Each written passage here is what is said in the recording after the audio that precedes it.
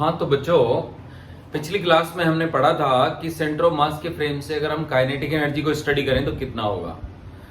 तो आज की क्लास में हम पढ़ेंगे कि अगर किसी सिस्टम पे एक्सटर्नल फोर्स 0 हो तो सेंटर ऑफ मास की वेलोसिटी कांस्टेंट रहती है। तो इसके ऊपर बेस्ड कॉन्सेप्ट पढ़ेंगे। चलिए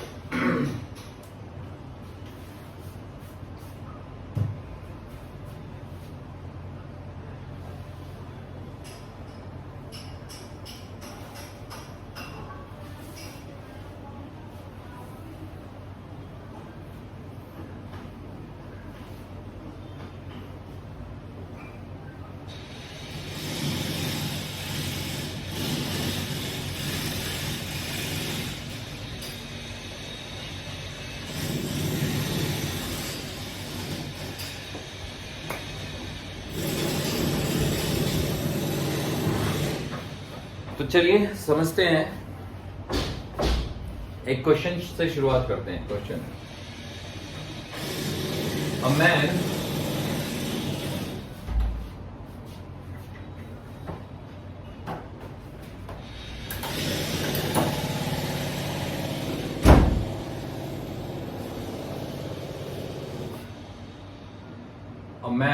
of mass small m is standing on a plank of mass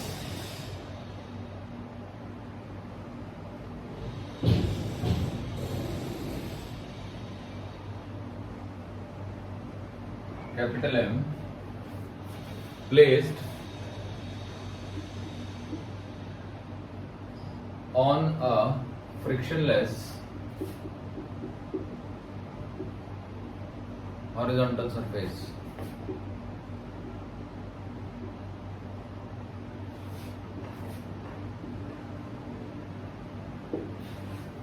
ठीक है। If the man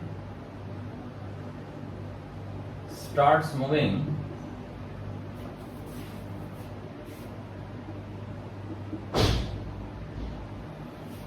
towards right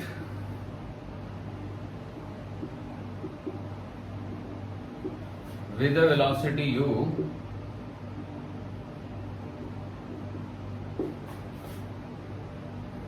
with respect to the plank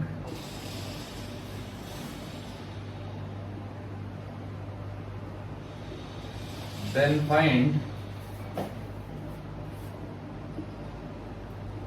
the velocity of the plank with respect to ground.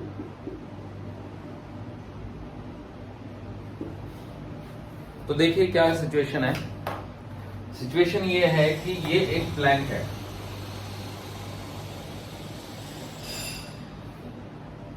और यहां पर एक कोने पे एक मैन खड़ा है।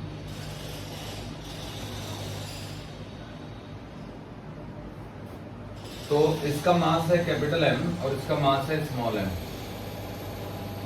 और ये फ्रिक्शनलेस हॉरिजॉन्टल सरफेस है।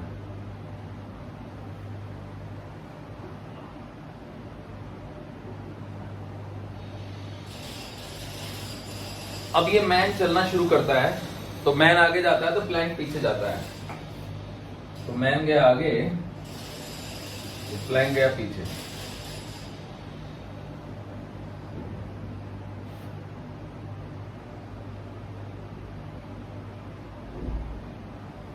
तो मैन आ गया यहां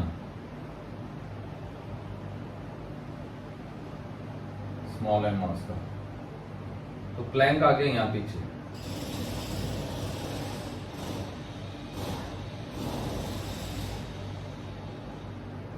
जितना ही है उतना ही होना चाहिए। ठीक है।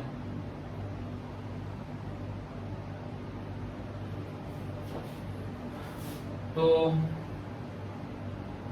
मैन आगे जाएगा तो किसी इंस्टेंट पे मैन की वेलोसिटी मान लेते हैं कि u है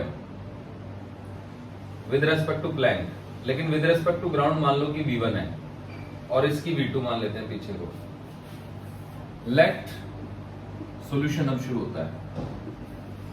तो क्वेश्चन आपको क्लियर हो गया होगा कि जिसमें एक प्लैंक है, ये फ्रिक्शनलेस सरफेस है,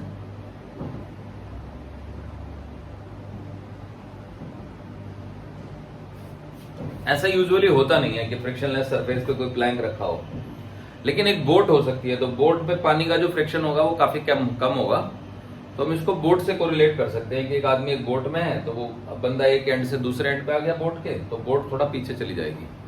तो ये वैसे ही होता है जैसे जब आप किसी बोट से उतर रहे होते हो नीचे, तो आप बोट को पीछे धक्का देते हो तो आगे बढ़ने के लिए, तो बोट पीछे चली जाती है, तो आप गिर पड़ते हो क्योंकि वो गैप बढ़ जाता है फिर। ठीक है, तो देखिए let v1 is velocity of man with respect to plank, no with respect to ground, है ना।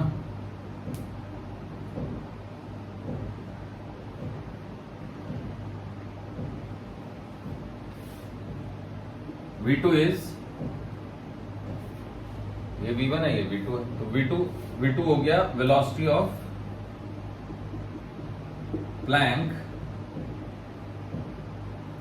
With respect to ground. अब देखो ये जो v1 है ये टुवर्ड्स राइट हो गया, है ना, तो यहां पे जगह नहीं है तो यहां पे लिख देता हूं मैं टुवर्ड्स राइट,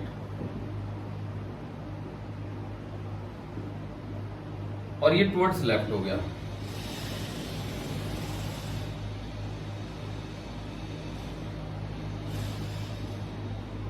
सही है, तो जो टुवर्ड्स लेफ्ट है उसको हम नेगेटिव ले लेंगे। तो मान लीजिए कि u है वेलोसिटी ऑफ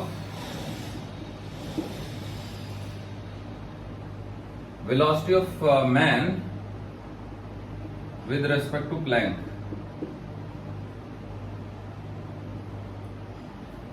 तो जो u होगा ना, u निकालने के लिए हम लिखेंगे u is equal to v1 minus का v2। ओके, तो u की वैल्यू आ जाएगी v1 प्लस v2। समझ में आ गया?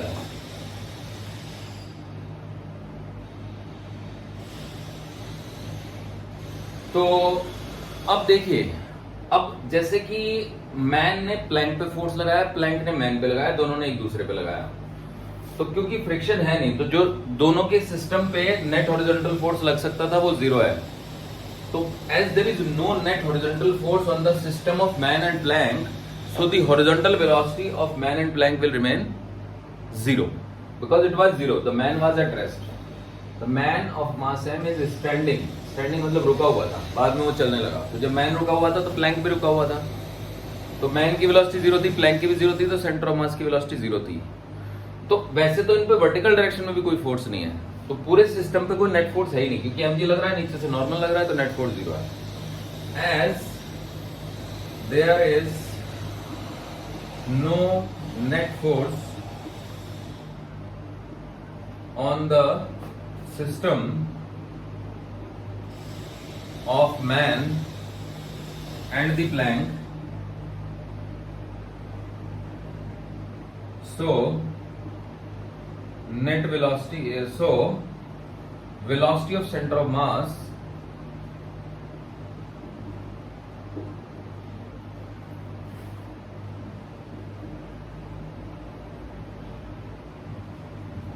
will remain zero.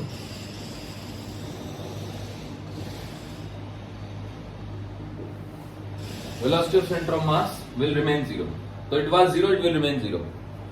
तो अब देखो ये m मास का है, v1 वेलोसिटी से ग्राउंड के फ्रेम में, ये ग्राउंड के फ्रेम की वेलोसिटी लेनी होती है हमको। तो m1 into v1 plus m1 की जगह small m plus capital M into minus का v2 must be equal to zero. Small m into v1 plus capital M into minus का v2 is equal to zero. So this gives me m into में v1 is equal to capital M into में v2। अब हमको v2 निकालना है, तो v will use this relation. तो इसमें v1 की वैल्यू आ गई u माइनस v2, तो वो हम यहां डाल देंगे तो उससे v2 आ जाएगा। तो small m into u minus v2 is equal to capital M into v2। तो अब इसको हम ऐसे कर देंगे, small m into u is equal to small m plus capital M into V2। तो बस यहां से आंसर आ गया, जगह यहां पे लिख देता हूं मैं। V2 is equal to small m into u divided by small m plus capital M। अच्छा, कई बार ये आंसर माइनस में भी आता है, तो वो तब आता है माइनस में जब आप पहले से इसको माइनस यूज नहीं करते, क्योंकि हमने ऑलरेडी इसको माइनस यूज कर लिया है, तो फिर हमारा आंसर प्लस में ही आएगा, क्योंकि हमने पहले यहाँ पे टुवर्ड लेफ्ट लिख दिया। टुवर्ड लेफ्ट या तो शब्दों में लिखेंगे या फिर माइनस साइन से बताएंगे कि ये टुवर्ड लेफ्ट है, क्योंकि यू तो राइट वर्ड ही था, तो क्योंकि वो है ना, यू ये है, तो you is toward right, you velocity man की विद रेस्पेक्ट टू प्लैंक है। तो मुझे लगता है आपको ये क्वेश्चन समझ आ गया होगा। अब इसी क्वेश्चन का एक और पार्ट होता है, देखो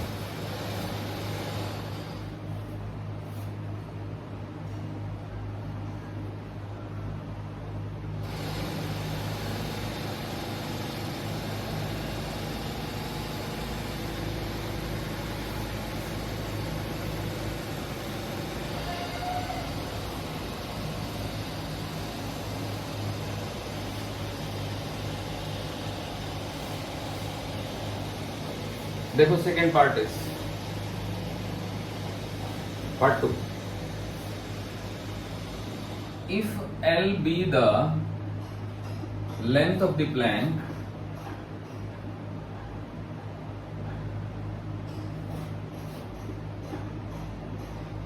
then find time taken by the man in going from one end of the plank to the other. Time taken by the man in going from one end to the other। एक end से दूसरे and तक जाने में कितना time लगेगा ये बताइए। तो देखिए, वैसे तो मतलब क्या कहते हैं, ये जितनी लाइन का सवाल है इसका जवाब उससे भी कम लाइन में आ जाता है। अगर आप इस सवाल को ग्राउंड फ्रेम से सॉल्व करेंगे तो इसमें बहुत दिमाग खराब होता है, तो इसको हम रिलेटिव फ्रेम से करेंगे, मतलब हम प्लैंक के फ्रेम में चले जाएंगे। तो प्लैंक के फ्रेम में प्लैंक V2 से चल रहा है, प्लैंक रुका हुआ है और बंदा U से चल रहा है। ग्राउंड के फ्रेम में बंदा V1 से चल रहा है, प्लैंक V2 से चल रहा है। तो ग्राउंड के फ्रेम में दोनों चीजें चल रही हैं, तो that is difficult to analyse, but plank के फ्रेम में बहुत आसान है एनालाइज करना। प्लैंक के फ्रेम में प्लैंक तो रुका हुआ ही होगा, किसी भी चीज के फ्रेम में कोई चीज रुकी हुई होती है। आप कार के फ्रेम में चले जाओगे तो कार रुकी हुई होती है उस फ्रेम में। तो in the frame of plank, plank के फ्रेम में the plank, the man is moving with velocity u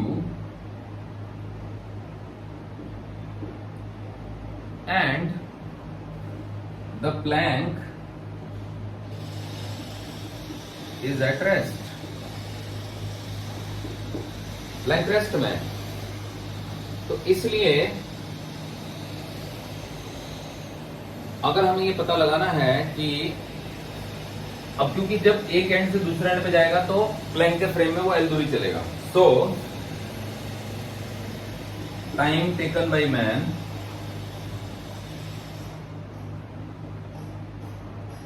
in going from one end to other.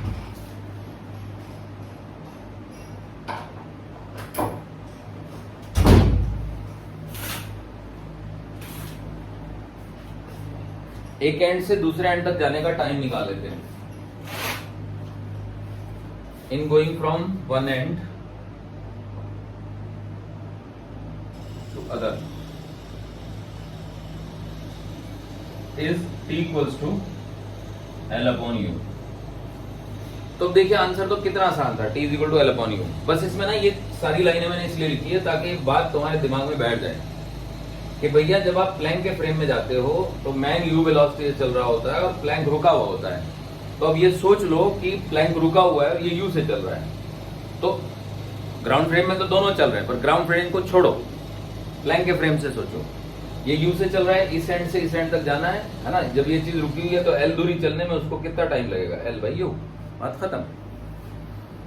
So this is how you can solve it. अब इसी में एक और question बनता है कि also find the displacement of the plank when the man goes from one end to other.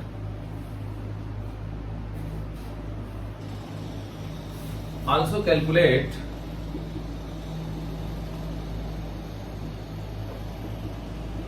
displacement of the plank when the man goes from one end to other end। तो जब man एक end से दूसरे and पे जाएगा तो Planck का displacement कितना होगा ये भी बता दो। तो चलिए फिर बता देते हैं। तो देखो अब क्योंकि मैन जो है वो v2 वेलोसिटी चल रहा है, प्लैंक जो है वो v2 वेलोसिटी चल रहा है और t वो टाइम है जितने टाइम तक मैन चलेगा। तो जब तक मैन चलेगा तब तक प्लैंक भी चलेगा। तो displacement of plank with respect to ground, तो dpg लिख दिया मैंने। तो this is displacement of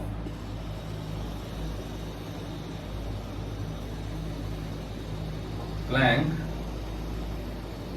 with respect to ground. तो ये आ जाएगा आपका v2 इंटू टी। अब v2 की वैल्यू क्या है, m into u divided by small m plus capital M, और u की वैल्यू क्या है, l बाई यू। t की वैल्यू सॉरी, तो u से u कट गया। तो आंसर क्या आ गया, ये वाली टर्म मिटा देता हूं। तो आंसर आ गया आपका small m into l divided by small m plus capital M। So this is the answer. अब यही आंसर हम दूसरे तरीके से भी निकाल सकते हैं, तो वो मैं आपको समझा देता हूं कैसे।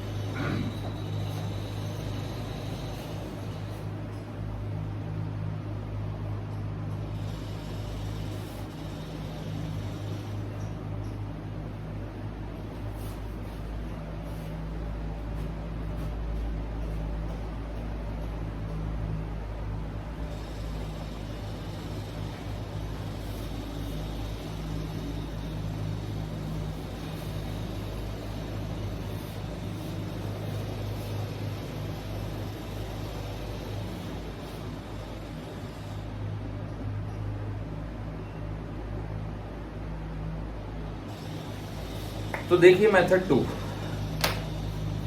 तो मेथड 2 ये है कि as there is no force on the system of man and the plank, man और प्लैंक के सिस्टम पे कोई फोर्स ही नहीं है, तो VCM विल रिमेन कांस्टेंट, या फिर because it was 0 so it will remain 0। तो VCM का मतलब होता है delta XCM divided by delta T is equal to 0। So this gives me delta XCM is equal to 0, यानी सेंटर ऑफ मास का net displacement 0 आएगा। अब अगर सेंटर ऑफ मास का डिस्प्लेसमेंट निकालना है दो पार्टिकल के लिए, तो वो हो जाता है m1 x1 या m1 into delta x1 plus m2 into delta x2 divided by m1 plus m2 is equal to 0। अब m1 की जगह स्मॉल m और m2 की जगह कैपिटल M, स्मॉल m, समझे बच्चों। x1 का मतलब है मैन का डिस्प्लेसमेंट। तो आप देख सकते हो कि ये लेंथ अगर l है तो मैन कितना आगे गया, तो मैन गया l माइनस एक्स आगे, तो this distance is l minus x, और ये प्लैंक गया x डिस्टेंस पीछे, तो पीछे को नेगेटिव से रिप्रेजेंट करेंगे। तो स्मॉल m इंटू में l minus x plus capital M into में माइनस का x is equal to this, when multiplied by this becomes 0। समझे कुछ? तो ये हो जाएगा आपका ml minus mx minus capital M into x is equal to 0। तो small m l is equal to small m plus capital M into x. So this gives me x is equal to small m l by small m plus big M. समझ आ गया? So that is it.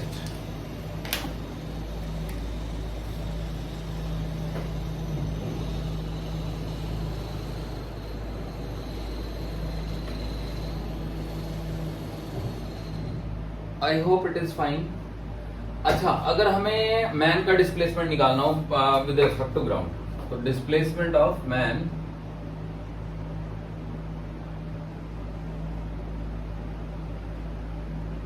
With respect to ground, तो वो हो गया actually l minus x. तो x तो ये पड़ा ही हुआ है.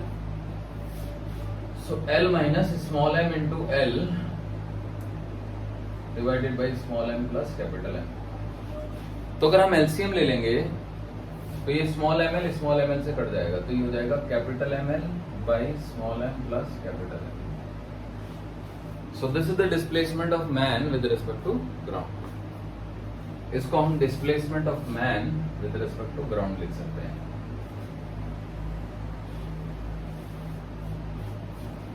तो इस तरीके से ये सवाल आपको समझ आ गया होगा. ठीक है बच्चों, तो अब हम आगे बढ़ेंगे और इससे मिलता जुलता एक और सवाल करेंगे. देखिए,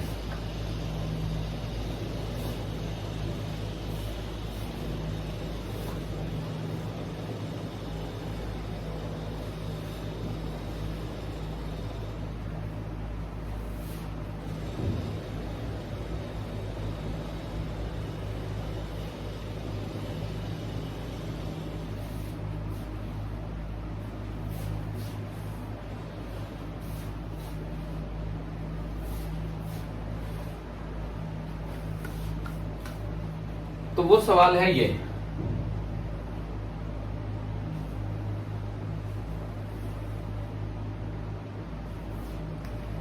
ग्राउंड है और यहां पे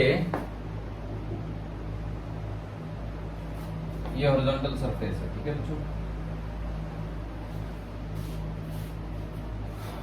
तो थोड़ा बड़ा बन जाए, छोटा बनाता है.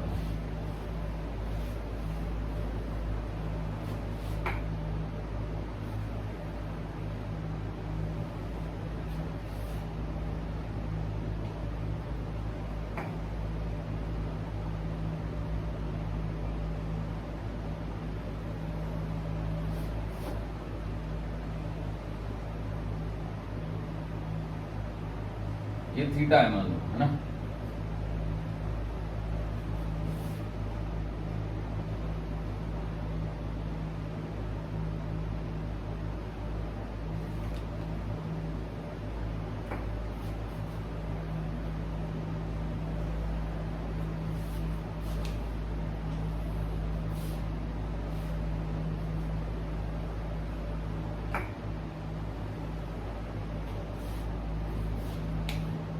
Now it is fine.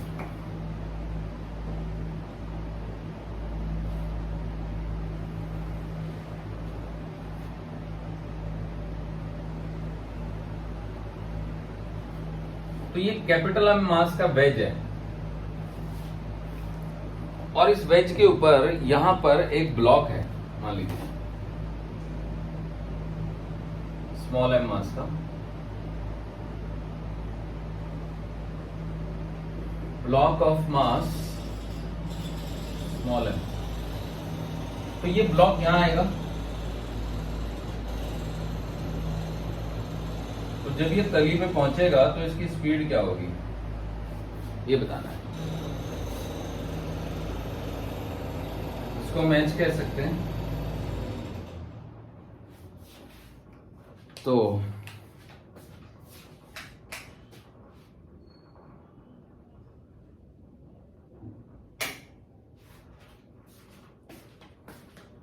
चलिए समझते हैं चीजों को.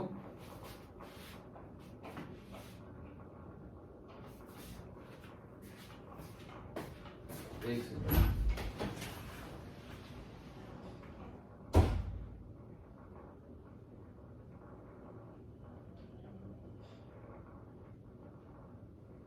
पानी चलाया था क्या?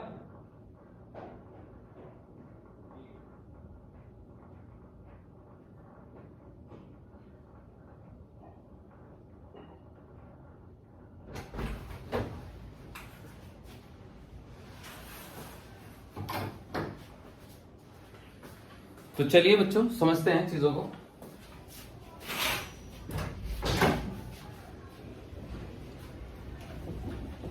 देखिए, तो हमें ये बताना है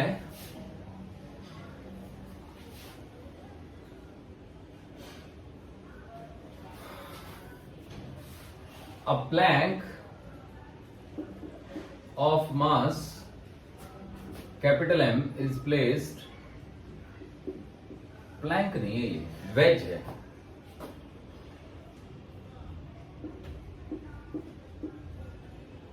wedge placed on a frictionless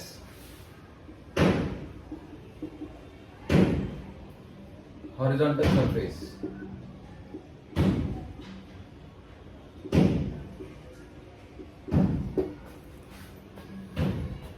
ठीक है,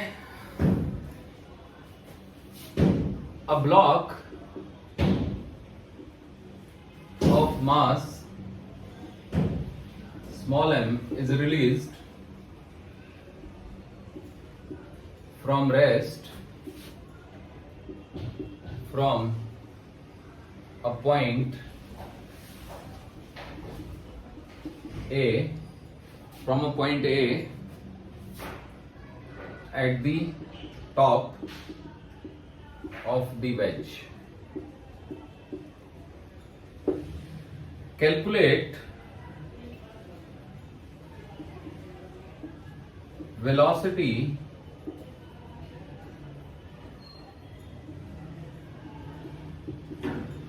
of the block when it reach the bottom B of the wedge.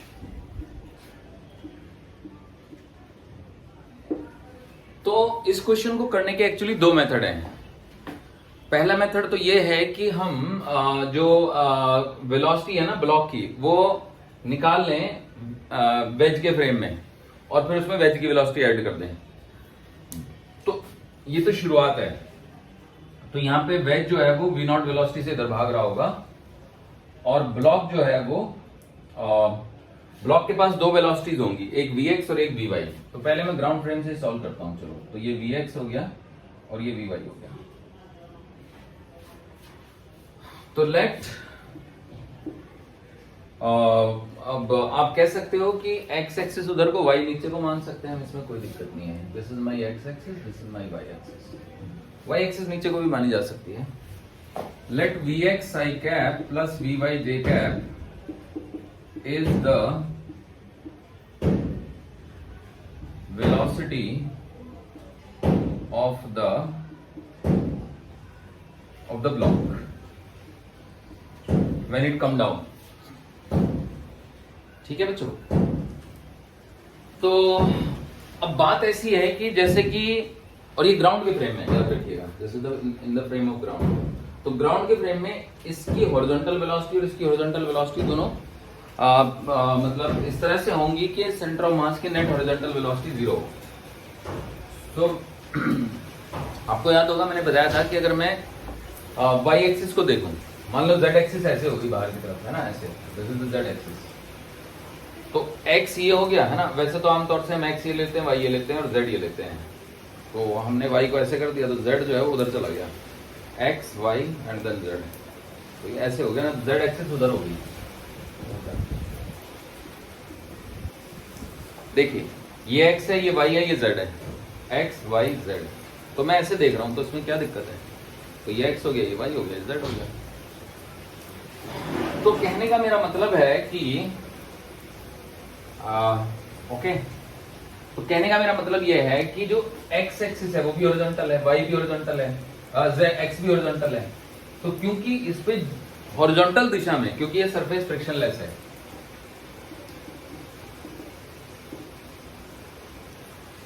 तो जो भी वेलोसिटी में चेंजेस आएंगे वो y के अलॉन्ग आएंगे, क्योंकि y वर्टिकल है, तो वर्टिकल डायरेक्शन में फोर्स है, तो पूरे सिस्टम की वेलोसिटी y एक्सिस के अलॉन्ग बढ़ सकती है या घट सकती है।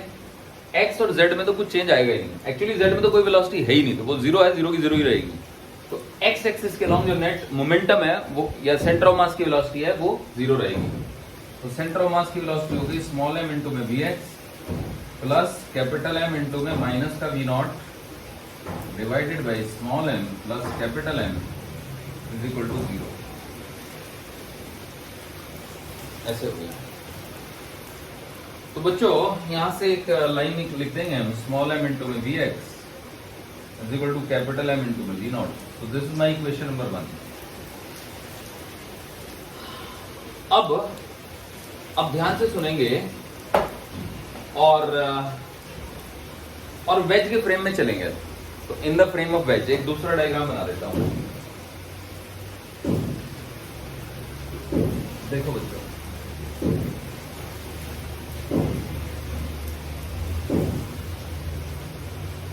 ये हटा दो। वेज के फ्रेम में चले जाते हैं, इन द फ्रेम ऑफ वेज। ये वेज है, वेज के फ्रेम में चले गए। ये ब्लॉक है, तो वेज के फ्रेम में ब्लॉक के पास एक वेलोसिटी ये vx है, एक ये vy है। अब अगर आप वेज के फ्रेम में जाते हो तो ब्लॉक की वेलोसिटी में से वेज की वेलोसिटी माइनस करोगे, तो v0 जो इधर की तरफ है उसको माइनस करने का मतलब है कि उसको पलट के ऐड कर दो। मतलब यहां पे आप v0 भी ऐड कर देंगे, मतलब एक v0 और ऐड कर देंगे आप। तो v0 और ये vx, तो जो नेट वेलोसिटी है इस दिशा में जो हो जाएगी वो vx प्लस v0 हो जाएगी।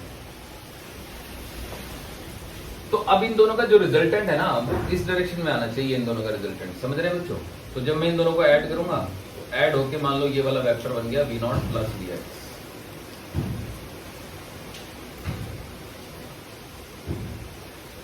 तो ये रिजल्टेंट बन गया है ना। तो v0 प्लस vx, अब ये एंगल थीटा था ना, तो ये भी थीटा बनना चाहिए।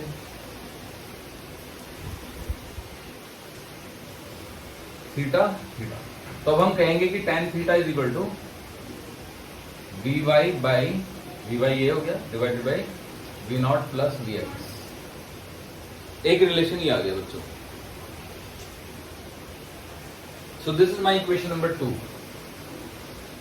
अब एक तीसरा रिलेशन भी चाहिए हमें। तीसरा रिलेशन कैसे निकलेगा? वो निकलेगा एनर्जी से एक्चुअली। तो जब ब्लॉक यहां था, तो जब वो यहां से यहां पहुंचा तो एनर्जी किसने दी? ग्रेविटी ने।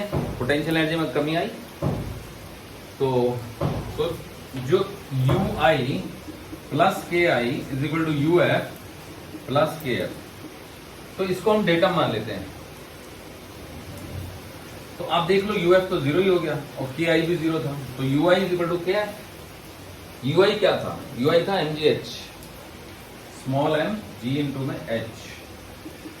अब के एफ का मतलब क्या हुआ? के एफ का मतलब हुआ एक तो बैच चल रहा है, एक ब्लॉक चल रहा है। तो ब्लॉक की जो नेट स्पीड है half of capital M into में v0 का square plus half of small m into में vx का स्क्वायर प्लस vy का स्क्वायर, ऐसे आ गया। समझे बच्चों? तो ये तीन इक्वेशन बनी है और तीन ही हमारे पास अननोन है। तो इन तीनों को सॉल्व करके हम vx और vy निकाल लेंगे। पहले मान लीजिए हमें v0 निकालना है, चलिए पहले v0 ही निकाल लेते हैं। तो इसके लिए मैं काम करता हूँ, थीटा की कुछ वैल्यू ले लेता हूँ। थीटा की टर्म में निकालूंगा तो थोड़ा लंबी हो जाएगा ये। मान लो कि थीटा 45 है, तो 45 होती है tan 45 हो गए is equal to vy by v0 plus vx। tan 45 तो 1 होता है, तो v0 प्लस vx की वैल्यू vy के बराबर आ गई। ये इक्वेशन नंबर 2 सिंप्लीफाई हो गई। अब हम आगे की इक्वेशन सॉल्व करते हैं। देखो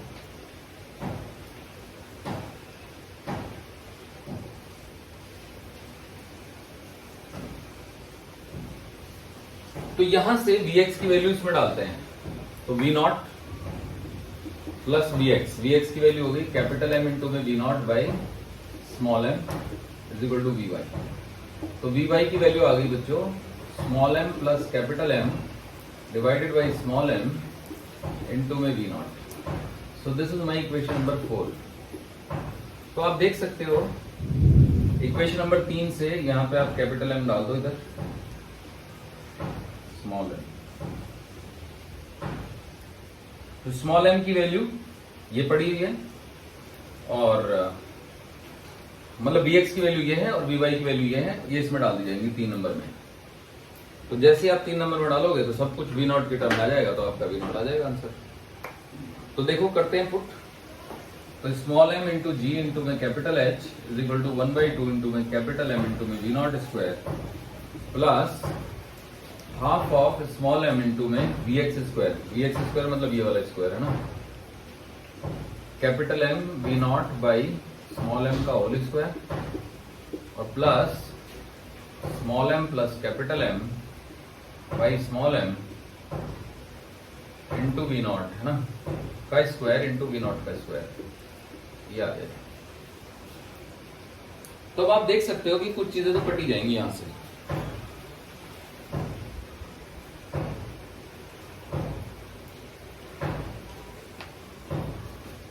small m g H is equal to half of capital M plus 2 से मल्टीप्लाई कर दो, ये हाफ का भी चक्कर खत्म, 2 इधर आ गया जी। तो ये कैपिटल एम बचा, वी नॉट स्क्वायर हम कॉमन ले लेंगे।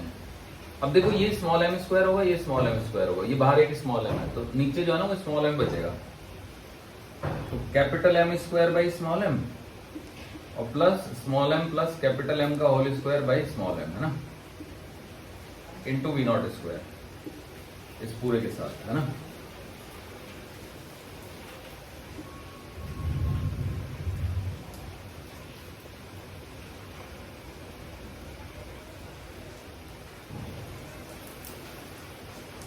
तो अब तो क्या ही रह गया इसमें, कुछ भी नहीं रह गया। स्मॉल एम मतलब यहां पे हम एलसीएम ले सकते हैं, तो ये स्मॉल एम कैपिटल एम का प्रोडक्ट हो जाएगा, ठीक है। इस ब्रैकेट को तो खोल ही दो।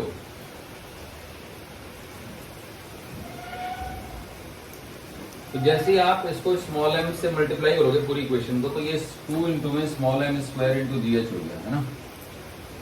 ये हो जाएगा small m plus capital m, small m capital M plus capital M square plus small m square plus capital M square plus 2 small m capital M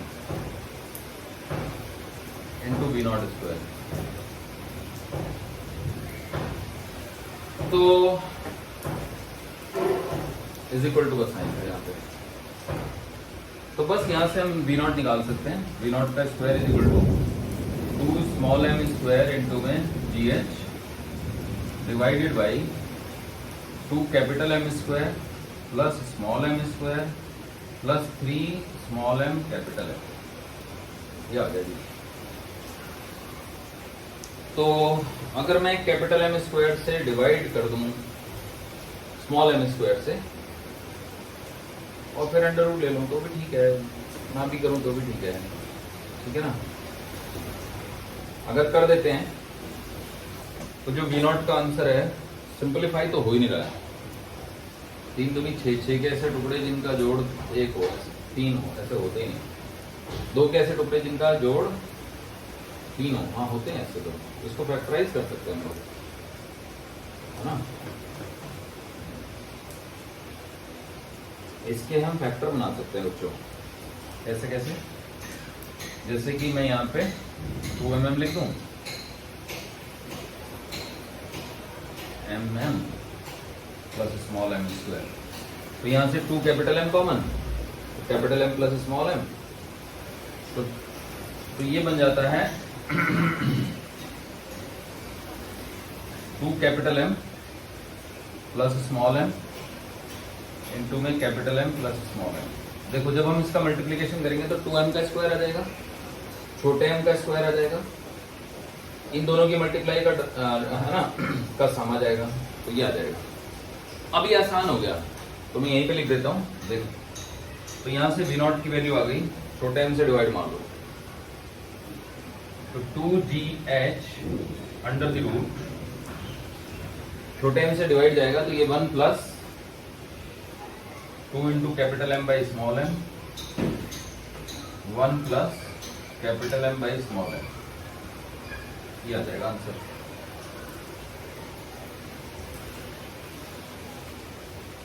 समझ में आया?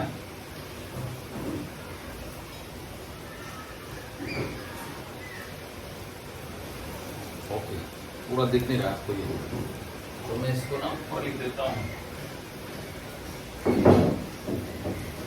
देखो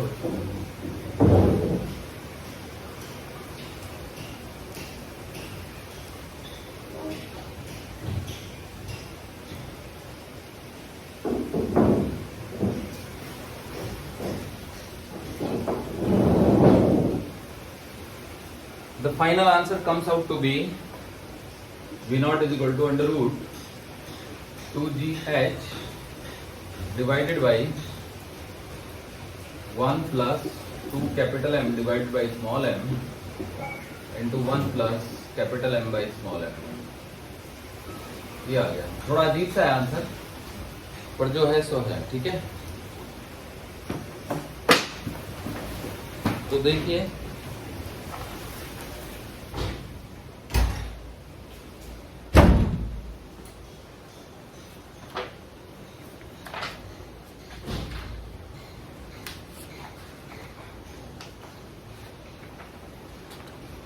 इसमें हमने थीटा 45 ले लिया बच्चों, ये याद रखने वाली बात है कि थीटा 45 ले लिया हमने।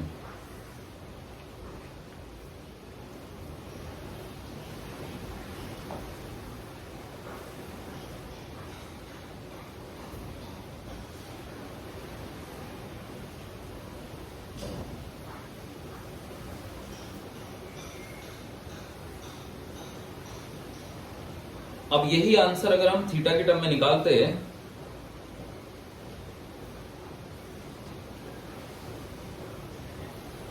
तो और भी ज्यादा कॉम्प्लिकेटेड आता है, ठीक है। तो फिलहाल मैंने थीटा को 45 ले लिया।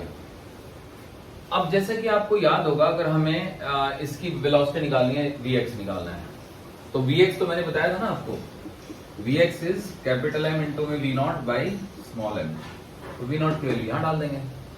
तो capital M by small m को अगर मैं अंदर पहुंचाऊं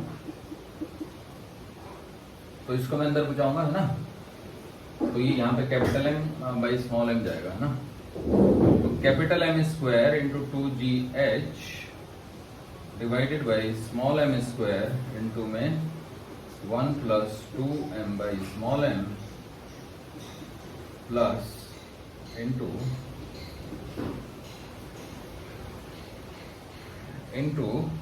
1 plus capital M by small m।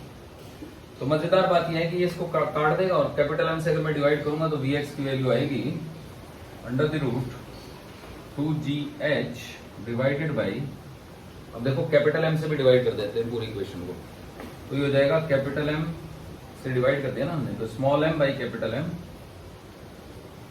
Small m by capital M plus 2, है ना, into small m by capital M plus 1, ये आ जाएगा। तो ये Vx की वैल्यू आ गई। अब Vy भी याद होगा आपको, क्या निकाला था हमने, तो Vy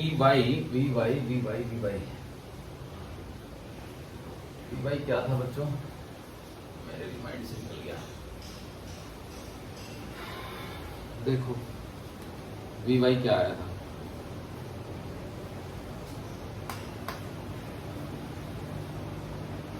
हाँ Vy हमने निकाला था ऐसे, 1 is equal to v not plus Vx divided by Vy, यानी Vy is equal to v not plus Vx, है ना।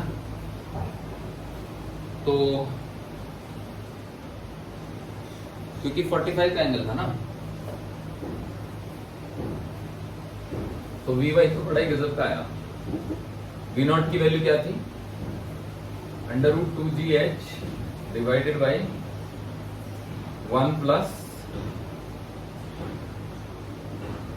2 capital M by small m into 1 plus capital M by small m under root and plus ये वाली value under the root 2gh divided by 2 plus small m by capital M into 1 plus small m by capital M। बहुत ही मजेदार है। इसमें capital M ऊपर है, small m नीचे, capital M ऊपर, स्मॉल m नीचे, स्मॉल m ऊपर, कैपिटल M नीचे, स्मॉल m ऊपर, कैपिटल M नीचे। इसमें दोनों के साथ 1 है, देख रहे हैं ना, 1 1, और इसमें एक 2 है, इसमें 2 इसके साथ है। So v is so complicated, ठीक है। तो ये तो एक मेथड हुआ। अब इसी का मैं मेथड 2 बताता हूं बच्चों, जो कि आसान पड़ेगा आई थिंक।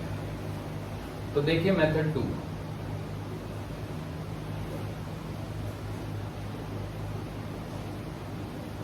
मेथड 2 में हम ये Vx और Vy नहीं लेंगे।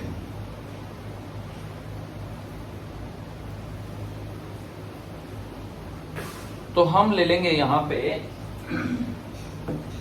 Vr। R stand for relative. So Vr is velocity of the block at B with respect to the plank। और हम अपना आंसर थीटा के टर्म में ही निकालेंगे, ठीक है। बाद में हम थीटा को 45 करके अपने आंसर मैच कर लेंगे। तो VR, remember VR is the velocity of you can say with respect to plank। तो अब VR को तो डेफिनेटली पैरेलल ही होना है इसके।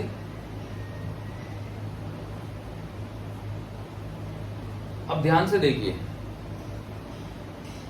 जब हम ग्राउंड फ्रेम में वेलोसिटी निकालेंगे इसकी, है ना, ग्राउंड फ्रेम में, प्लैंक के फ्रेम में हमें पता है, तो ग्राउंड फ्रेम में निकालना है ना।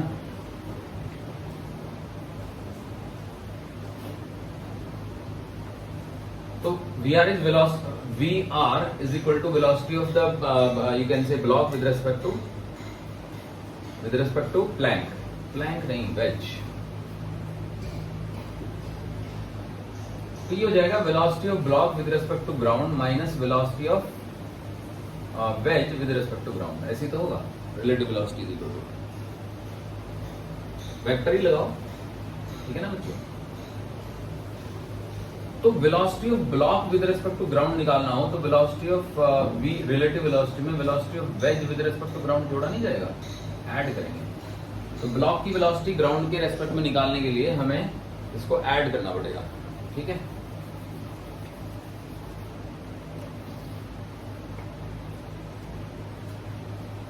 तो अब देखो, velocity of block with respect to ground निकालने के लिए हम इसमें V नॉट को ऐड कर देंगे, तो बाद में करेंगे जब करेंगे। तो सबसे पहले हम सेंटर ऑफ मास की हॉरिजॉन्टल वेलोसिटी निकालना चाहते हैं। तो देखो, what is the horizontal velocity of center of mass, वो 0 ही रहेगी। मतलब हमें इसकी velocity with respect to ground निकालनी है ना, तो ये V नॉट इसमें ऐड करना पड़ेगा। अब ये वाली जो वेलोसिटी है ना बच्चों, ये है VR cos थीटा। तो जो नेट वेलोसिटी आएगी ना इसकी x डायरेक्शन में ब्लॉक की, वो VR cos theta minus V not आएगी। तो हम लिखेंगे स्मॉल m इंटू में VR cos theta minus V not is the horizontal component of velocity of block with respect to ground, क्योंकि ग्राउंड के फ्रेम में निकालने के लिए हमें वेज की वेलोसिटी ऐड करनी पड़ी। और वर्टिकल कंपोनेंट इसका ये हो जाएगा, ये VR sin थीटा हो गया। तो देखा जाए तो ये Vy है और ये VR cos theta minus V not Vx है, समझे उसको। तो प्लस कैपिटल M इंटू में माइनस का V not is equal to 0। तो यहां से एक रिजल्ट आ गया हमारा। तो ये रिजल्ट एक्चुअली वही होगा जो हमने निकाला था पहले, समझे बच्चों। तो देखो क्या आ जाएगा, स्मॉल m इंटू में VR इंटू में cos theta is equal to small m plus capital M into V not. तो V नॉट की वैल्यू आ जाएगी small m into VR into में cos theta divided by small m plus capital M। ये आ जाएगी velocity. ये वही तो है जिसमें जो अभी प्लैंक वाला क्वेश्चन किया था ना, तो प्लैंक में जो प्लैंक की velocity with respect to ground u लिया था, तो उसका हॉरिजॉन्टल कंपोनेंट था, तो छोटा m इनटू यू बाई छोटा m प्लस बड़ा m आया था ना बच्चों। तो अब लेकिन वी आर निकालना तो पड़ेगा ना। तो वी आर निकालने के लिए हम क्या करेंगे, वही एनर्जी की इक्वेशन ही लगानी पड़ेगी, और क्या है, और तो कोई चारा ही नहीं है। तो अब देखिए एनर्जी की इक्वेशन क्या कहती है।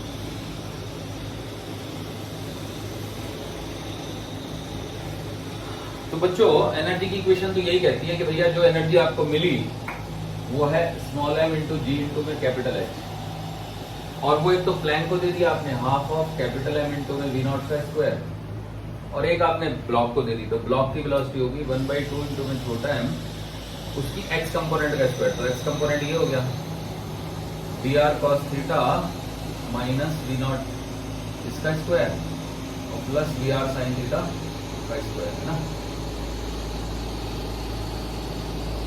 क्योंकि ब्लॉक की जो नेट वेलोसिटी आएगी ना, वो इस वेक्टर में से ये वेक्टर सीधा माइनस करो तो x कंपोनेंट आएगा, x कंपोनेंट का स्क्वायर प्लस y कंपोनेंट का स्क्वायर का अंडर रूट, अब अंडर रूट लेने की जरूरत ही नहीं है। तो अब आप देख सकते हो कि यहाँ पे VR है और VR की वैल्यू मैं यहाँ से इसमें पुट कर दूंगा तो V नॉट आ जाएगा, बस और क्या है।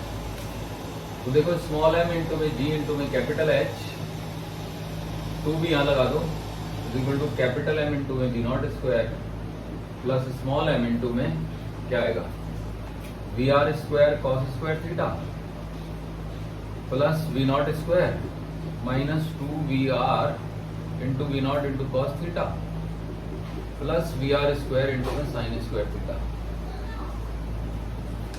तो अच्छी बात यह है कि ये जो है ना वी आर कॉस थीटा और v r square sine square theta, तो इन दोनों को एक साथ लिखते हैं, वी आर स्क्वायर बन जाएगा। तो small m 2 small m into ji H is equal to capital M into में we not square plus small m into में ये तो हो गया आपका वी आर का square minus 2VR into we not into cos theta plus we naught का square, ये आ गया। अच्छा वो वेक्टर एडिशन से भी निकल सकता था, क्योंकि एक तरीके से हमें वी आर और वी नॉट का वेक्टर एडिशन ही तो करना है जिनके बीच में ये वाला एंगल थीटा है, समझ रहे हो आप। तो बस a square plus b square minus 2ab cos theta से आ ही जाता। तो खैर कोई बात नहीं, अब ये वाला रिजल्ट डालेंगे हम, है ना।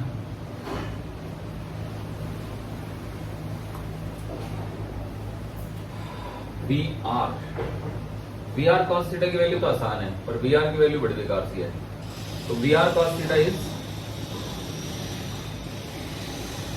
देखो V are cos theta is small m plus big M by small m into we naught, ठीक है।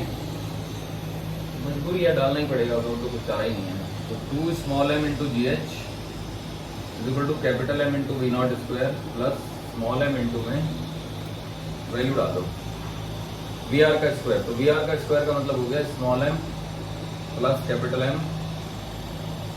डिवाइडेड बाई स्मॉल m, है ना, इंटू कॉस थीटा, इसका स्क्वायर इसका स्क्वायर इसका square minus 2 into v are cos theta की सीधी value आ जाएगी, तो यहाँ पे वी नॉट स्क्वायर है वो बाहर ले लेंगे कॉमन, है ना। चलो वी नॉट स्क्वायर, तो देखो एक v not square, v not यहाँ से है, एक वी नॉट यहाँ पे ऑलरेडी 2 ये लिख ही दिया मैंने, तो वी आर कॉस थीटा की वैल्यू डाल देंगे, तो छोटा m प्लस बड़ा M डिवाइडेड बाई छोटा m इंटू में वी नॉट स्क्वायर और plus we not square, okay, ये हो गया। तो अब जगह ही चाहिए और क्या चाहिए,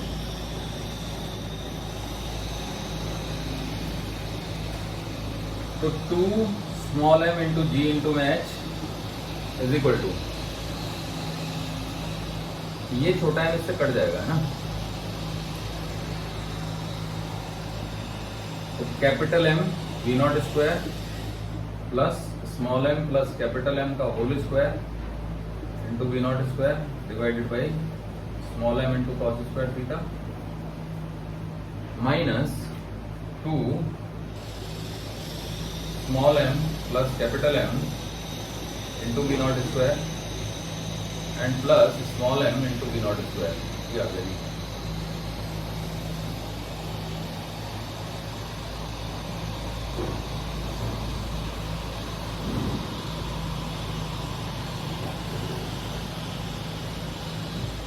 कोई तरीका दिख रहा है? कोई तरीका नहीं दिख रहा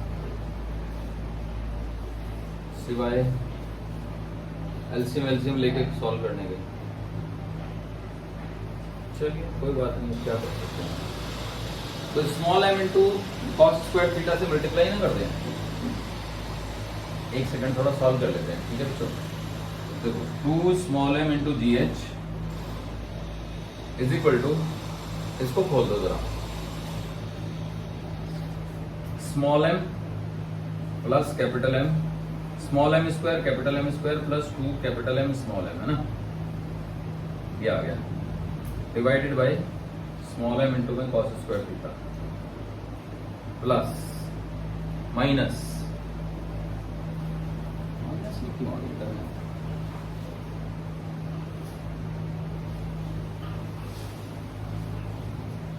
देखो ये 2m है, ये छोटा m है, तो छोटा m बड़ा m एक ये है एक ये है, तो एक एक बच जाएगा, small m plus big m into में वी नॉट स्क्वायर, है ना,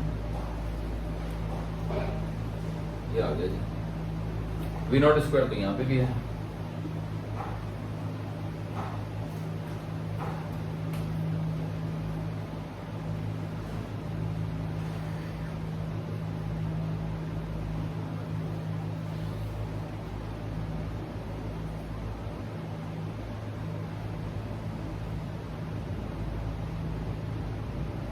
चलिए आगे बढ़ते हैं। देखिए 2 small m g H is equal to, यहाँ पे छोटा m cos square theta common ले लो, छोटा m इंटू में cos स्क्वायर थीटा कॉमन, तो ये आ गया small m square plus big m square plus 2 into में स्मॉल m इंटू में big m minus small m into में cos square, small m square into में cos square theta and minus capital M into में cos square theta, है ना, small m capital M into cos square theta, small m नीचे से आ जाएगा, we not square तो रहेगा ही रहेगा।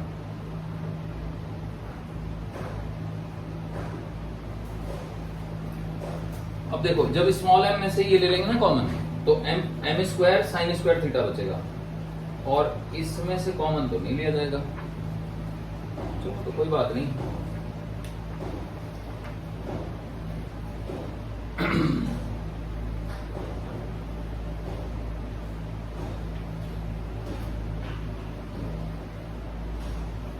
अब देखो क्या आया, तो वी नॉट स्क्वायर की वैल्यू आई 2 छोटा m square into g into H into में cos square theta divided by ये पूरी टर्म है, छोटा m स्क्वायर माइनस छोटा m square cos square theta is छोटा m square sine square theta plus बड़ा m square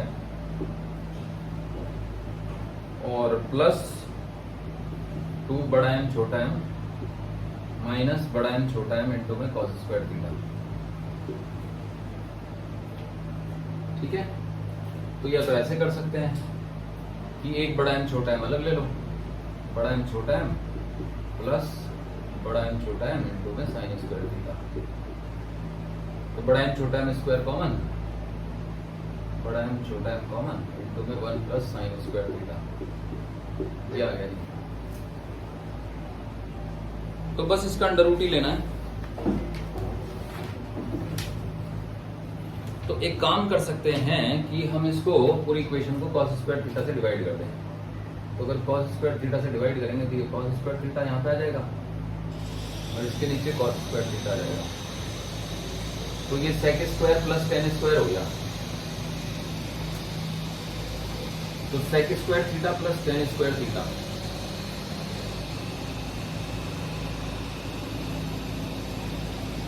so this is tan square theta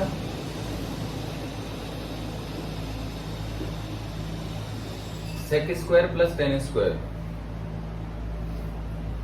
तो tan square sin square 1 is sin square plus cos square, है ना, so this becomes 1 plus 2 tan square theta, 1 plus 2 tan square theta, so this will become the answer, okay। तो तो इस तरीके से ये answer आ जाएगा। तो मैं चेक कर लेता हूँ एक बार आंसर मैच हो रहा है कि नहीं।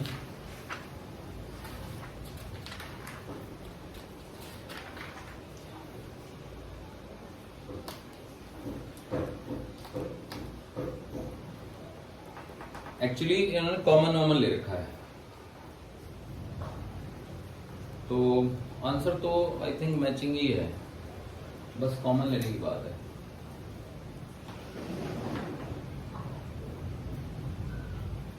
तो कॉमन लेके कर सकते हैं हम लोग, ठीक है। चलिए कर ही देता हूं मैं, है ना। तो देखो इसमें जो इन्होंने आंसर दिया है उसमें यहाँ पे साइन स्क्वायर थीटा ही है ना, और यहाँ पे आपका sine square 2 sign square theta plus cos square theta, है ना। क्या आ गया था, 1 प्लस साइन स्क्वायर थीटा आ गया था ना।